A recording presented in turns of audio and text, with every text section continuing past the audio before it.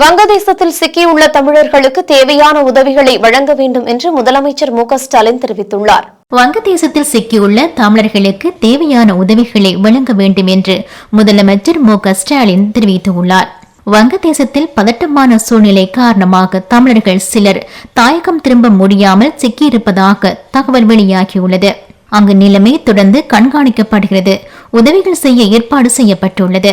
வங்கதேசத்தில் உள்ள தமிழர்களுடைய விவரங்களை பெற்று அனைத்து உதவிகளையும் விரைந்து வழங்க வேண்டும். வங்கதேசத்தில் கலவரம் காரணமாக தமிழக மாணவர்கள் வெளியேற முடியாமல் தவித்து வருகிறார்கள். அங்கு சிக்கியுள்ள தமிழர்களுக்கு அயலக தமிழர் நலன் ஆணையம் மூலம் உதவிகளை பெற தொலைபேசி எண்கள் அறிவிக்கப்பட்டுள்ளது. வங்கதேசத்தில் தமிழர்களின் குடும்ப உறுப்பினர்கள் அயலக தமிழர் நலத்துறையின் கட்டணமில்லா எண்களை தொடர்பு கொள்ளலாம்.